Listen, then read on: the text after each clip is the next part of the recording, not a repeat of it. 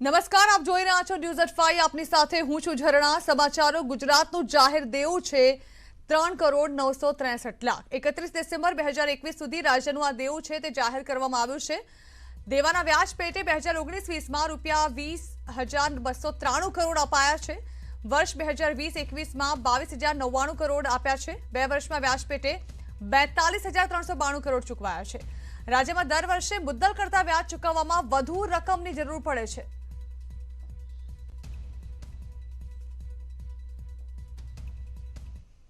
તો રાજ્ય સરકારે 2 વર્ષમાં 1779 ડોક્ટર્સને નિમણૂક આપી છે। 1271 ડોક્ટર નિમણૂક બાદ ફરજ પર હાજર નથી થયા। હાજર ન થયેલા ડોક્ટર્સ પાસેથી બોન્ડની વસૂલાત બાકી છે। 38 કરોડ 15 લાખ બોન્ડ પેટે વસૂલવામાં બાકી।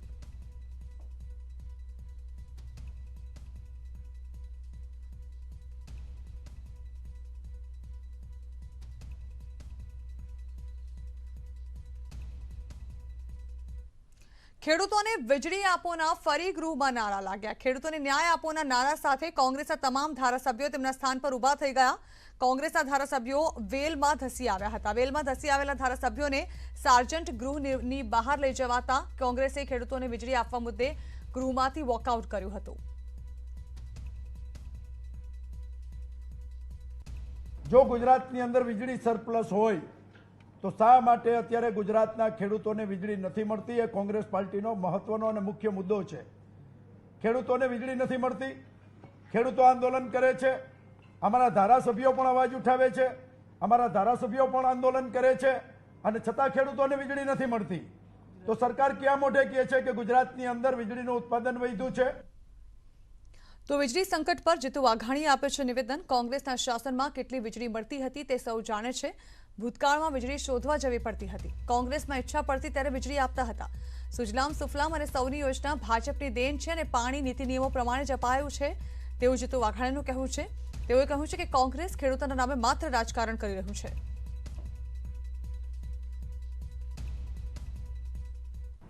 8 કલાક વીજળીની વાતો કરનારને મારે કહેવું છે કે છૂટક અને ઈચ્છા થાય ત્યારે એ વીજળી આપતા ભારતીય જનતા પાર્ટીના શાસનમાં ખેડૂતોને 8 કલાક વીજળી સ્વાભાવિક છે। ક્યારેક કોઈ વીજ સમસ્યાઓ હોય છે, એવા સમયે નાનું મોટું ઇન્ટરપ્શન એ ચોક્કસ આવતું હોય છે, પણ ખેડૂતોના હિતમાં રાજ્યની સરકારે એને પ્રાયોરિટી આપી છે।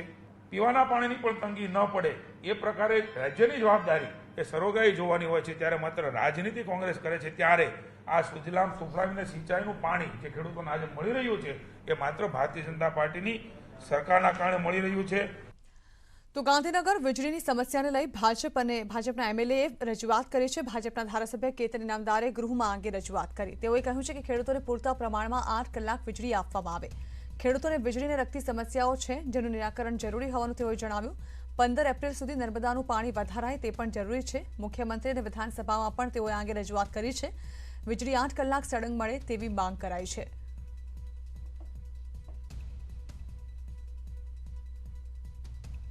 8 કલાક વીજળી અત્યારે જે આવે છે એ વીજળીની અંદર વારંવાર ટ્રિપિંગ આવતું હોય અને ખેડૂતોને મજૂરોથી માંડીને પોતાના સમયનો અને તો પોતાના પાકને નુકસાન થતું હોય, સમયનો ભોગ આપવો પડતો હોય અને મજૂરીના ખોટા ખર્ચા થતા હોય, ત્યારે સડન 8 કલાક વીજળી મળે એના માટે પણ મેં આદરણીય મુખ્યમંત્રીશ્રી અને ઉર્જામંત્રીશ્રીને રજૂઆત કરી છે।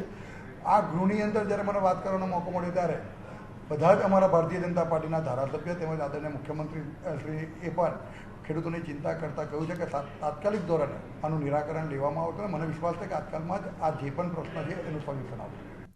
રાજકોટના ધોરાજીની કેનાલમાં તંત્ર દ્વારા પિયત પાણી બંધ કરતા ખેડૂતોની મૂંઝવણ વધી છે।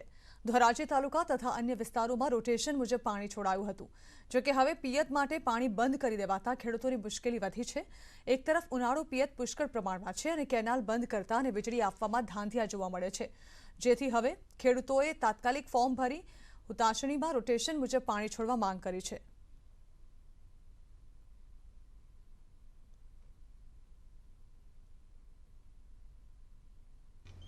આ સરકારશ્રીએ 2012ના ચૂંટણી ઢંઢેરામાં એવી જાહેરાત કરી હતી કે 2017ની અંદર તમામ ખેડૂતને નર્મદાના નીર અમે એના ખેતર સુધી પહોંચાડી આપશું અને વરસાદ થશે તો ભલે પણ ન થાય તો પણ ભલે ખેડૂતને ખેતરમાં હરિયાળીથી હરિયાળી જશે. અત્યારે ખેડૂતને ખાસ કરીને પાણીની જરૂર છે. નથી વીજળી તમે આપતા કે નથી તમે નહેરનું પાણી આપતા, તો તમે વહેલી તકે ખેડૂતને નહેરનું પાણી મળે એવી સગવડ કરો અને તમારા જે સિંચાઈ ખાતાના અધિકારી હોય એને જાણ કરો.